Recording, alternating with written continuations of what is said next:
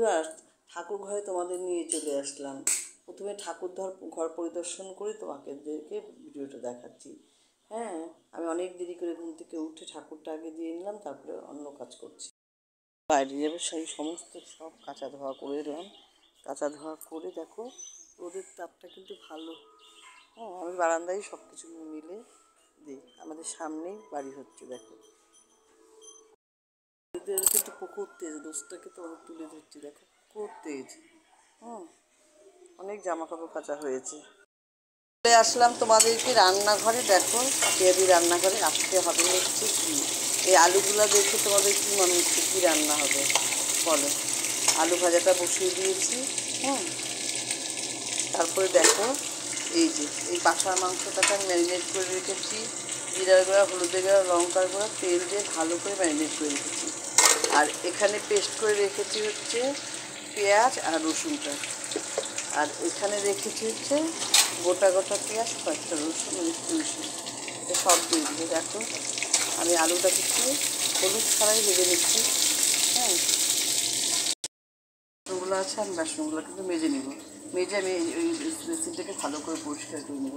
আর এখানে দেখো বাসন মাছার রাখার জায়গা আছে, এখানে রেখে নিচ্ছি। এই যে আলুটাকে ভেজে নিচ্ছি।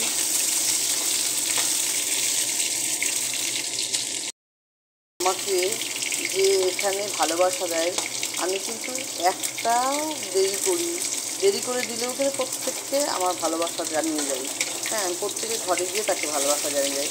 তাহলে আমার ভিডিও দেখে কেউ তোমরা স্কিপ করে চলে যেও না, তাহলে তোমাদের লস। কারণ তোমরা কিন্তু একটা ভিউজ পাও না, আমি কমেন্ট করতে করতে যতবার তোমাদের ভিডিওটা চলে ততবার কিন্তু তোমরা ভিউজ পাও। হ্যাঁ, সে কারণেই বলছি আমাকে কিন্তু কেউ ভালোবাসা দিতে ভুল করো না। তারপরে এই যে আলুগুলো ভেজে উঠিয়ে নিচ্ছি। রসুনগুলোকেও ফোড়ন দিয়ে দিলাম। এই যে ওটা ঢেলে দিলাম। এই যে দেখো মাংসের কালারটা এখানেই কত সুন্দর লাগছে, তাই না বলো, রান্নার আগেই। এখন আমি মাংসটাকে ভালো করে কষিয়ে নিব। যতটা কষাবো ততটাই স্বাদ বেশি হবে। সুন্দর করে কষিয়ে নেব, কিন্তু পোড়াবো না কিন্তু বন্ধুরা। মাংসটা কিন্তু দেখো আমি কষিয়ে নিচ্ছি। আর দেখো এখানে বাসনগুলো মাজা হয়ে গেছে, আর বেসিনটাও কিন্তু মাজা হয়ে গেছে। এই যে মাংসটা কষিয়ে নিচ্ছি। দেখো প্রথমে কী করলাম, জিরা ফোড়ন দিলাম, আদা, তেজপাতা, শুকনো লঙ্কা ফোড়ন দিয়ে দিচ্ছি। তারপরে হচ্ছে জিরার গুঁড়া, লঙ্কা গুঁড়া, শুকনো লঙ্কা গুঁড়া দিয়ে ভালো করে ম্যারিনেট করে রেখেছি। তারপরে এই যে আমি ম্যারিনেট করে রেখে একটা টক দইও নেই, টমাটোও নেই, কিন্তু এটাকে ভালো করে রান্না করতে হবে।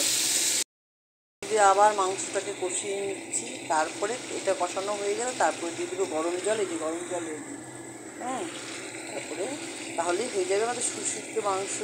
যদি আমার ভিডিওটা ভালো লাগে তাহলে শেয়ার, লাইক, সাবস্ক্রাইব করতে ভুলবেন না বন্ধুরা। ঠিক আছে, রাখছি।